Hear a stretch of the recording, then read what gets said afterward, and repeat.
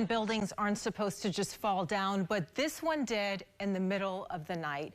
And the investigation has been so incredibly difficult because there was no obvious cause. But tonight, as you said, after 2 years, families are one step closer to closure. Now, I do want to warn you, some of what you are about to see is tough to watch.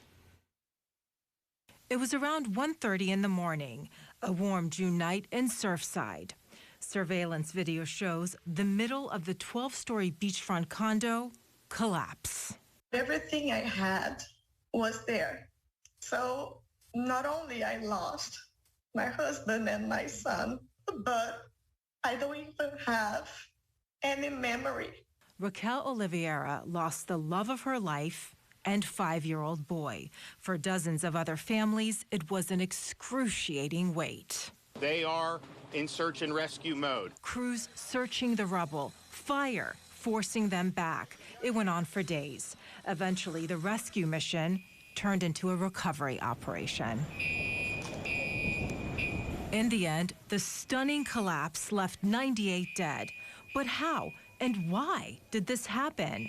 The victims' families had no answers until tonight. This investigation is one of the most complex and challenging of its type ever undertaken. Glenn Bell is one of 2 lead investigators for the National Institute of Standards and Technology, or NIST, the federal agency charged with investigating catastrophic collapses.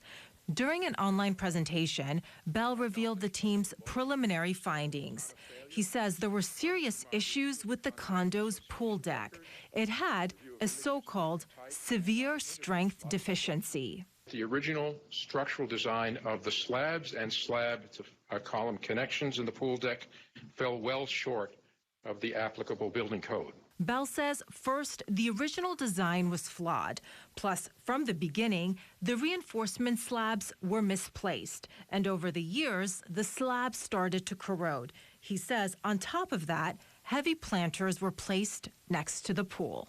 The weight of those palm trees and the action of wind blowing on them could have damaged the slabs over the time that they were there.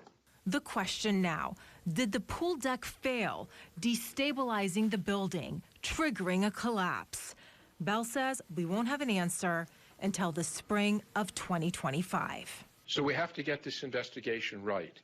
We cannot leave any stone unturned. And Bell actually came out of retirement for this investigation. Now, I want to be clear, the official cause of the collapse has not been determined. Again, these are just preliminary findings. Investigators say they are still looking into dozens of other potential issues with the building and what could have triggered this. Obviously, 2 years is a long time, but an investigation like this clearly takes a tremendous amount of work. Are they explaining why it's taking so long specifically? Yeah, I mean, like you said, it's extremely complex. They have a warehouse full of building materials that they're examining right now. Plus, what they determine is going to impact millions of people in this country and potentially in the world as well, because this agency is in charge of issuing a recommendation on top of finding the cause. So a lot on the line. They want to get it right. Everyone watching. Yeah. You don't want it to happen again. More to come for sure. Thanks. Investigator Mahsa Saeidi, thank you.